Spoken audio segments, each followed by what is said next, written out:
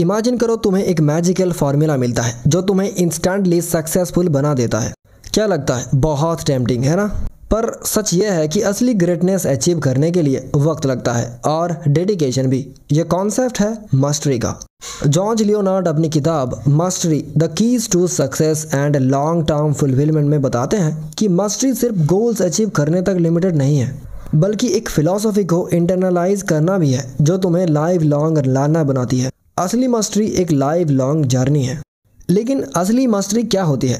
तुम अपने आप में कैसे ढूंढ सकते हो और क्या कर सकते हो ताकि तुम अपने रास्ते पर बने रहो, चाहे कितनी भी मुश्किलें क्यों ना आए। ये सब कुछ तुम्हें इन बुक समरी में मिलेगा। Point number 1, mastery is not a state to achieve but a journey to live by. Mastery एक ऐसी चीज नहीं है जो अचीव की जा सकती है, बल्कि ये एक जर्नी है जो जीनी पड़ती है। हम अक्सर नए काम एक ही एम से शुरू करते हैं, उन्हें मास्टर करना। चाहे वो टेनिस हो, चेस हो या कोई नई जॉब। नए काम शुरू करने में एक्साइटिंग लगता है, लेकिन जब हम अपने टैलेंट की कमी देखते हैं तो फ्रस्ट्रेशन होती है। इस वक्त लगता है कि गिव अप कर देते हैं, पर ये मत करो। तुम मास्टरी तब भी पा सकते हो अगर तुम अपना सोचने का तरीका बदल लो। सबसे पहले अपने मोटिवेशंस को समझो। जब तुम कोई नई स्किल सीख रहे होते हो, बहुत से लोग दूसरों से तारीफ और रिकॉग्निशन पाने के लिए सीखते हैं। अगर तुम टेनिस सिर्फ कुछ इंप्रेसिव शॉट्स मारने के लिए प्रैक्टिस करते हो, दूसरों को हराने के लिए और स्पेक्टेटर्स के तारीफ पाने के लिए, तो तुम्हारा मोटिवेशन सिर्फ एक लेवल तक ही तुम्हें इम्प्रूव करेगा। जैसे ही तुम्हें थोड़ी रिकॉग्निशन मिलने लगती है, तुम अपने कंफर्ट जोन में फंस जाते हो। नए शॉट्स ट्राई करना या ज़्यादा टफ ओपोनेंट्स के साथ खेलना डिफिकल्ट लगता है, क्योंकि तुम्हें डर होता है कि तुम अच्छे नहीं दिखोगे। ट्रू मास्टर अपने टैलेंट्स को बस ऐसे ही पुश करता है, ना कि प्रेज के लिए। मास्टरी का और एक सीक्रेट है लर्निंग अप्रोच, यानी प्रोसेस का रेस्पेक्ट करना। अगर तुम टेनिस मास्टर करना चाहते हो तो समझो कि इसमें टाइम, पेशेंस और पर्सिवरेंस लगेगा। लर्निंग कुछ वक्त के लिए नहीं होती जब तक तुम अच्छे ना बन जाओ। ये एक ऑन गोइंग जर्नी भी है। अगर तुम अपना माइंड सेट चेंज कर लो तो तुम जो चाहे मास्टर कर सकते हो। याद रखना, तुम भी कभी बेबी थे। बेबीज दुनिया में बहुत वल्नरेबल होते हैं, बिना उन स्किल्स के जो एडल्ट्स को सरवाइव करने के लिए चाहिए, और फिर भी वो अपने पेस पे चलना, बात करना और समझना सीखते हैं। कुछ इन्फेंट्स 9 से 10 महीने में चलना सीख लेते हैं और कुछ और दिन के बाद बच्चे मोटो स्किल्स सीख लेते हैं अपनी स्लो लर्निंग स्पीड के बावजूद। इस तरह लर्निंग का मतलब ये नहीं है कि तुम कितनी जल्दी नए स्किल्स सीख लेते हो या तुम कितने टैलेंटेड हो जब तुम शुरू करते हो, बल्कि ये उस जर्नी पे डिपेंड करती है जो तुम ले लेते हो। जो स्टूडेंट पहले टेनिस लेसन्स में ज़्यादा प्रॉमिस दिखाता था, जरूरी नहीं कि वो एक्सेल करेगा, जबकि एक इनिशियली क्लमजी प्लेयर जो मास्टरिंग माइंडसेट रखता है उसके प्रो बनने के चांसेस ज़्यादा है।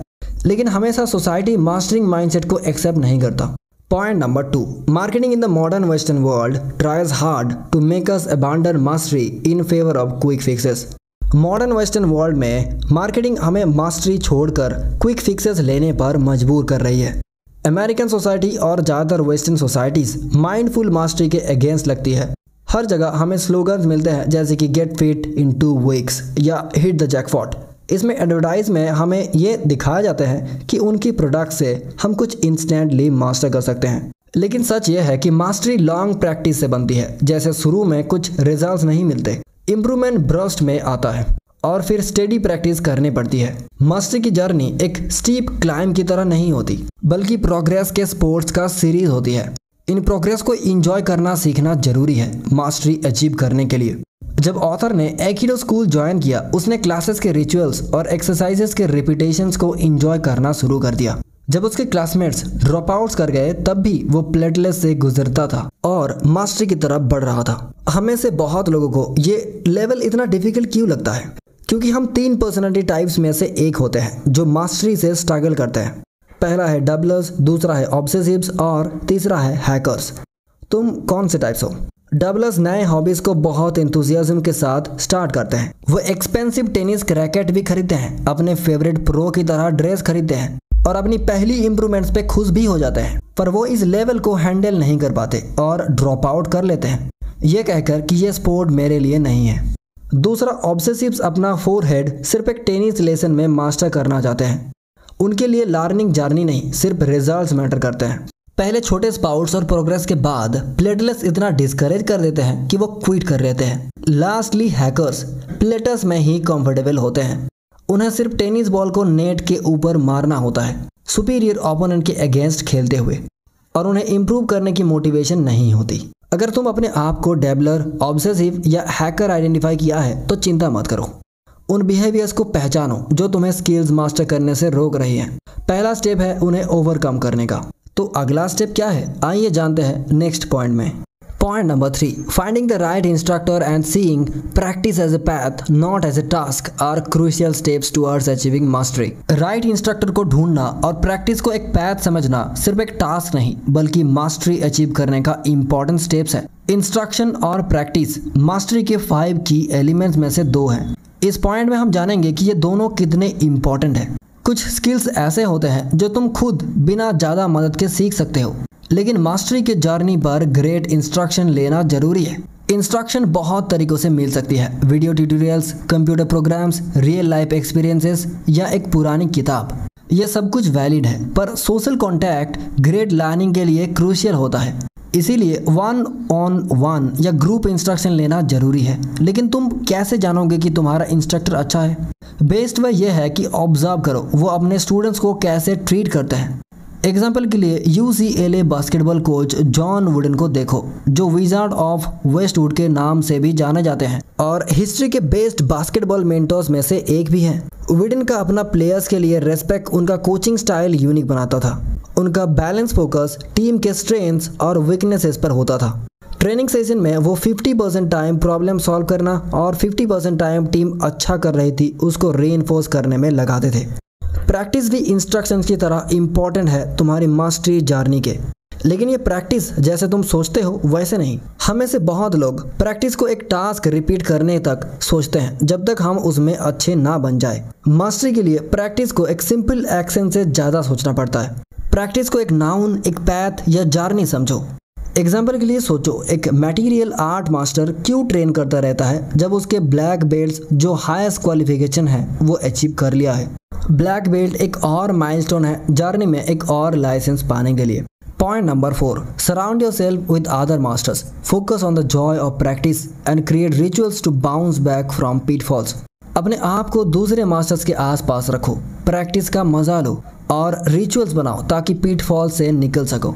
सोचो, तुमने मास्टर बनने के पैथ चूज किए हैं, तुमने अपने दोस्तों को बताया, प्रैक्टिस का रिदम पैक्ट किया और तुम्हें ग्रेट फील हो रहा है, लेकिन फिर अचानक से एक बैक साइड होता है। सोचो, तुमने डिसाइड किया कि तुम हर सुबह 5 किलोमीटर्स रन करोगे प्रैक्टिस रूटीन के हिसाब से।